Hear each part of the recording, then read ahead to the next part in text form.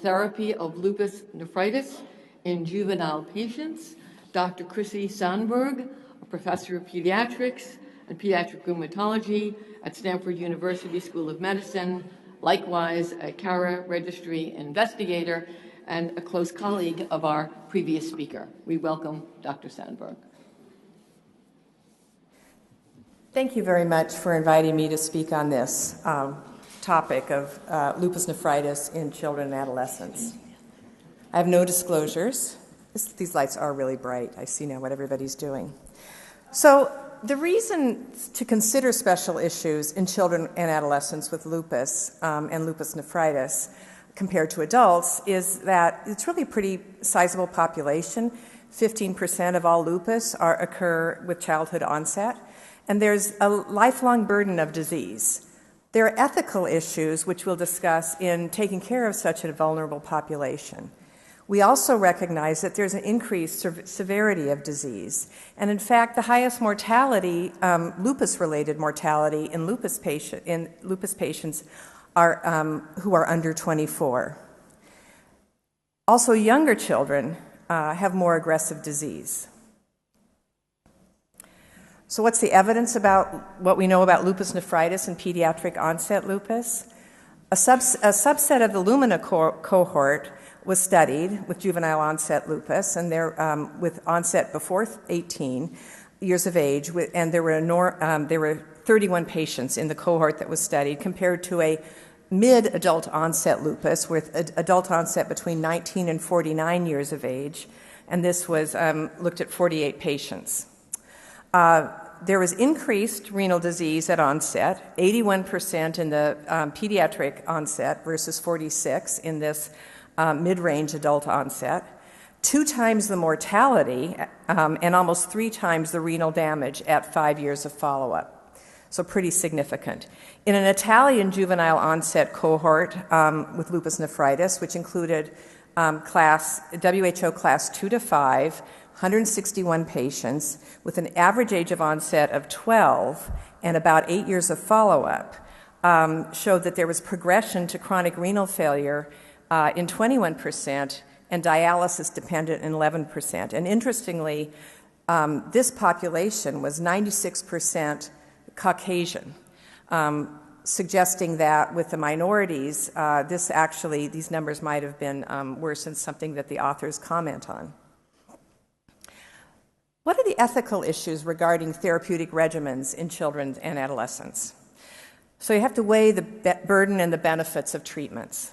There's a lifelong burden of renal failure and multiple renal transplants for patients with severe renal disease. Steroid therapy has a lot of bad effects, we know. Poor growth, bone health, lack of efficacy, and diffuse lupus nephritis, and cosmetic, which can be very significant for children, adolescents, and young adults. With cyclophosphamide, we've heard about infection, lifelong risk of cancer, premature gonadal failure. And with the mycophenolate and calcineurin inhibitors, we know from the transplant literature there's a risk of lymphoproliferative disease, especially in EBV-naive patients.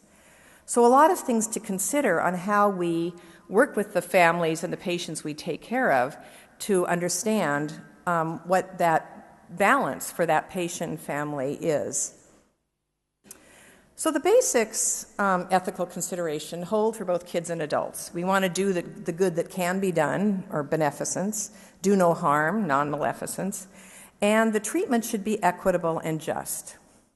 The difference really is in the level of autonomy. So in adults, it's self-determination. Adults have the right to decide how they want to be treated. Children, of course, and adolescents sometimes have difficulty judging what's in their best interests. And so it's a sort of a communal assessment of what is in the best interest of the child. The families and the parents weigh in, the providers weigh in, everybody weighs in to sort of come to that decision. Now, adolescents are somewhere in between. They're more agentic, they deserve more self-determination, that's their job in adolescence. However, they're also known not to be such good cognitive risk assessment judgment, shall we say. We know that normally adolescence is a rocky transition from childhood to adult, and that's without a chronic illness. Risky and impulsive behavior is normal, and with lupus, there's potential cognitive dysfunction at any age. Adolescence is a major comorbidity of lupus, so that the combination there can be very bad. And although this hasn't been specifically tested in lupus, it has been tested quite well in other severe illnesses in children and adults, and this is just the Stanford pediatric liver transplant experience. And what you see here is of the 112 patients ages 12 to 20 in 2005, 61 were adherent and 50 were non-adherent. However, when you break it down by age, obviously, the young kids, the parents were making them take the medicine, so that while there was non-adherence, there was not as much. It was pretty equal when they're sort of allowed to take their medicine a little bit on their own. And then when they're out of the house, the non-adherence goes way up. There is more than a 300% risk, increased risk of late rejection in these kids who are greater than 18. So this age group of 18, probably up to 24, is high risk because they are when they're independent, and yet sometimes their ability to judge whether they should continue taking this medicine that they've taken for 12 or 15 years is a good idea. And we've learned a lot in pediatric rheumatology from the adult experience. And this is a meta-analysis looking at comparing all the mycophenolate and cyclophosphamide studies, including the ALMS, Ginsler studies, et cetera, And what we see found that in the inductions phase, mortality is pretty much the same. And this is one of those graphs which, again, shows the confidence interval all crossing 0, which means it's not significant. But when it goes more to this side, it's less common with mycophenolate, and when it goes more to this side, it's less common with Cytoxan. So here we are pretty much in the same. So there is no difference in mortality. There is no difference in the end-stage kidney disease, no difference really in complete renal remission studies, except for one which showed that was more common with methotrexate and with mycophenolate. And in renal relapse, which was only one study, did show that there was no difference. In contrast, as we've heard, ovarian failure is more significantly seen with Cytoxan. Alopecia, leukopenia tends to be more with Cytoxan, but you still see it with mycophenolate, and of course diarrhea. So while it's equivalent in the treatment of the primary outcome, there are some problems with Cytoxan.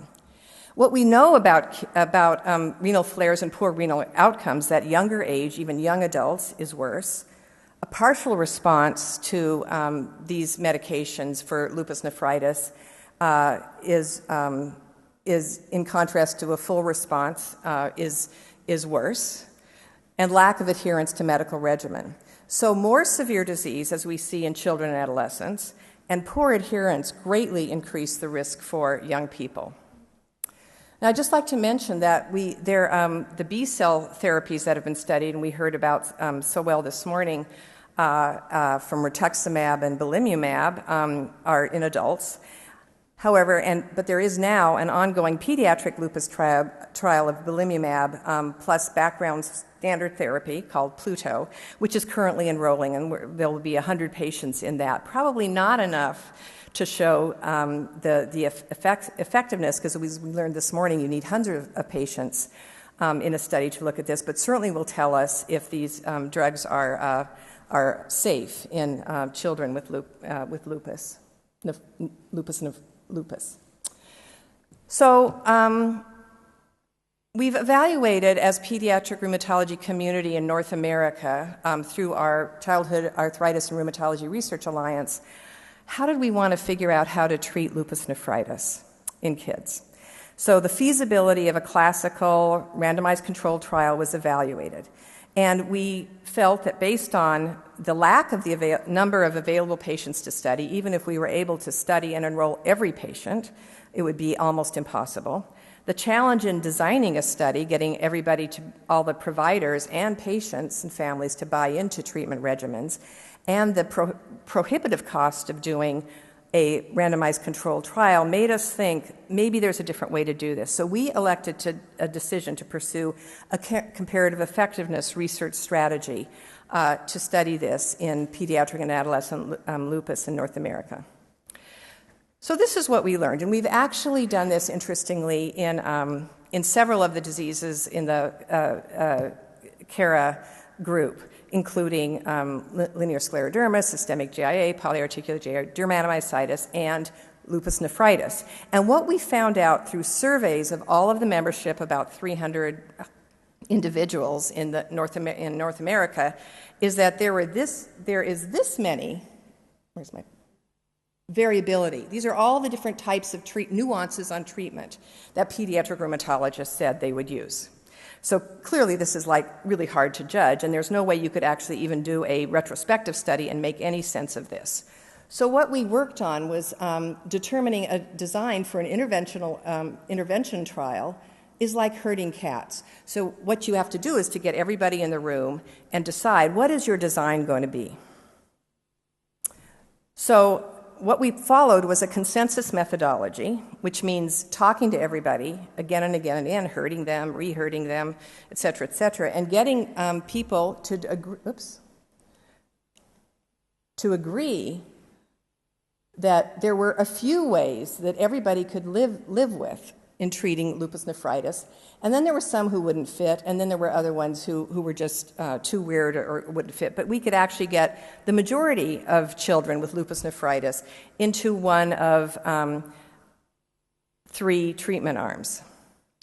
This process, which is well worked out in rheumatology and has been used in many studies in rheumatology, is to start with a review of the literature, case-based surveys, where you put out pretend patients to large numbers of people to understand what current practice is. That was the incredibly complex graph. And then consensus meetings, where you get people together and you lock them in a room for a day, and you get them to talk about what they would be able to, what the commonalities were, what they would be willing to do in the interests of coming up with a study design, a comparative effectiveness research study design that would allow us to determine how best to treat these patients. And so we've come up with some consensus treatment plans that are based on the induction therapy and maintenance therapy in newly diagnosed proliferative lupus nephritis in juvenile lupus. This was published last year as a guideline, not a guideline, but as the consensus treatment plan about how that was developed in the treatment of lupus. It is not a guideline because it hasn't been tested yet, and that's part of the next steps, is to actually test this. But it does guide, not with evidence-based medicine, but eminence-based medicine, really, a group of people who are dedicated, 200 rheumatologists getting together and deciding what the best way to treat these patients might be. Now, some of these consensus treatment plans are very attractive because they have very non-restrictive eligibility criteria. And the first one being you have to have lupus, you have to be less than 16 with the age of onset, be currently less than 20 years of age, and have a diagnosis of class 3 or 4 lupus nephritis with or without class 5 lesions. Pure class 5 was eliminated from this because it's pretty unusual in pediatric lupus. And they could not have severe infection, be pregnant or nursing, and they could not be in the intensive care unit or seriously ill at the time of when they're looked at in this study. As part of this consensus process, there was a lot of time spent on developing your core renal parameters for response definitions and flare definitions. And again, we heard this morning from Dr. Fury and others about how important it is to have good response criteria. So just to give you an example of what these consensus treatment plans look like, this is the choice of your immunosuppressive. You can pick one of 2.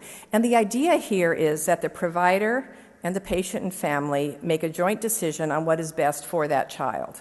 So you're not randomizing, you're sort of using, by using a large number of providers and a large number of patients, the normal variation to be able to determine what will be the best treatment going forward. And so they could use either cyclophosphamide or mycophenolate for the first 6 months. You can imagine that standardizing steroid treatment regimens were extremely difficult, and again is one of the big bugaboo in any of the sort of more classical randomized controlled trials that we've performed in adult lupus. And this is just the example. In month 1, you get choices between mostly oral, mostly IV, and then a combination of oral and IV. And this kept everybody relatively happy. Everybody agreed, 80% consensus, that they would use one of these in their patients. So the first one is prednisone, 2 milligrams per kilogram in the first month, and then you taper over 6 months down to 0.7 milligrams per kilogram. The IV one was sort of based on pulse IV methylprednisolone therapy, so you get 3 pulses the first week, and then 1 to 3 a week for the next 3 weeks up to week 4, and then follow with monthly methylprednisolone doses for 6 months, and as daily therapy, a low dose of prednisone. The mixed oral and IV was prednisone, methylprednisolone IV pulses 3 in week 1, and then monthly thereafter, and then a lower dose of daily steroids, again tapering. This has started enrollment, and we will hopefully come back at some time in the future and give you some of the results of this study. We've also developed maintenance consensus treatment plans. As you know, that stopping, there's a 45% chance of flaring if you stop after 6 months or a year of treatment and don't use some maintenance therapy. So these have been developed in a very similar process over periods of time with surveys and multiple face-to-face consensus processes to figure out what the target population is, how you're going to decide on what medications and how you're going to taper your steroids. So in this maintenance one, you have a choice of mycophenolate, azathioprine, or IV cyclophosphamide every 3 months. And then you have a process for tapering steroids. And of course, at any time, one of the outcomes of this study is if you deviate or if your patient gets sick on a therapy you're using, that's a failure of that therapy. And as you go on forward with the analysis, that's the information that you will use to determine which therapy was most effective. Now, what's interesting is that a lot of pediatric rheumatologists continue to use cyclophosphamide. One of their largest concerns is the issue of adherence. And so the more sick the patient is or the more severe the renal disease is, one thing one can do is make sure that they get their medicine. And this is a huge debate in our community in the U.S. and Canada, and we don't know what the answer is. We'd certainly like to use a less toxic medication. We can protect. We're lucky that we're dealing with young women, and we can protect their ovaries. It's very hard to do anything with young men except ask them to, as we heard from the first speaker, except for sperm donations, and some, if they're very young, you can't do that. So how we actually manage that is very difficult, and that's why these sorts of studies in kids are so important because of the vulnerable population we're looking at. We may not be doing a teenager favor to use a drug like mycophenolate when they don't take it, and they end up with renal failure, which would greatly impact, which is like getting another disease and is also a huge barrier to reproduction.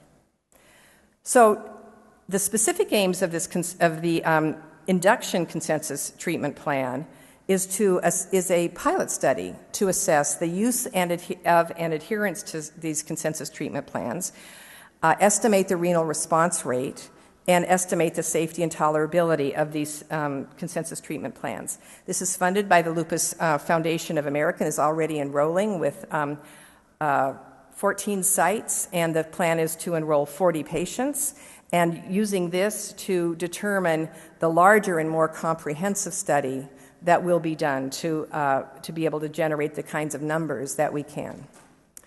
In the maintenance therapy, it's very similar. So use and adherence of the CTPs. Do they work well enough that most people stay in them? Estimate the rate of flare, and safety and tolerability, and collect urine and blood for future analysis for biomarkers and other translational studies. This is funded by the Arthritis Foundation. It hasn't started being enrolled yet.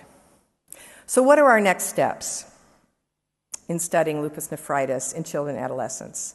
We want to complete the induction and maintenance phase trials. Doing this will help us refine our design and endpoints, and then move on to performing larger and more comprehensive study in pediatric lupus. In the CARE registry right now, there are 900 lupus patients. We assume that as this registry continues to grow in our population in North America, we will be able to accumulate the numbers needed to actually determine the effects of these treatment choices. And then, of course, and perhaps most importantly, to disseminate the results and optimize the care for kids with lupus nephritis. We're actually already seeing this with publication of the consensus treatment plans, because even though they're the consensus of a bunch of pediatric rheumatologists who got together and decided amongst the 200 of your best friends or more what you think was the best way to treat pediatric lupus nephritis, are not guidelines, still people are using them to guide therapy, which is important. I just want to acknowledge and thank especially the CARE Lupus Research Committee members and the co-investigators of the CARE Lupus Nephritis Working Group, Hermina Brunner, Ann Heberhardt, Stacy Arduin, Lynn Panaro, the 14 site PIs, Laura Schanberg, and the DCRI staff, and our many funders, NIAMS and the NIH, Arthritis Foundation, Lupus Foundation of America, Duke Clinical Research Institute, Friends of CARE, the WASI Foundation, and of course, the CARE investigators. Thank you.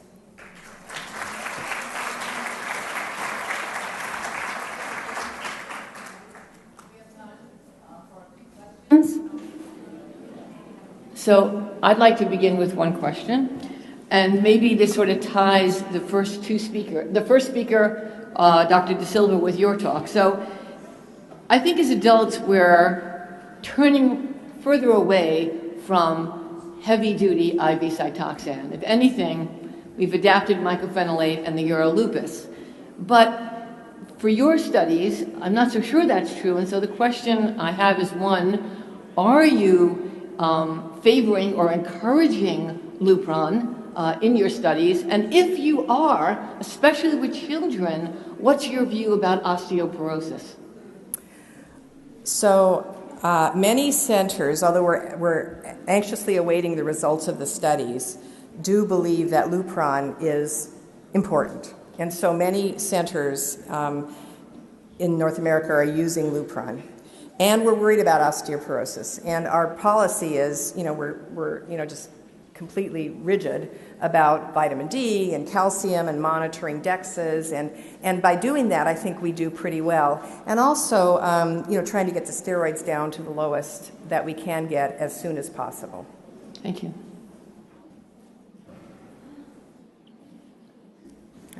All right. Do you have any questions? Go ahead. No.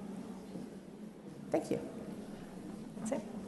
I think there is no more question, and the session is now closed. We can go to the posters. Thank you. Thank you, everybody, for their attention. Thank you very much.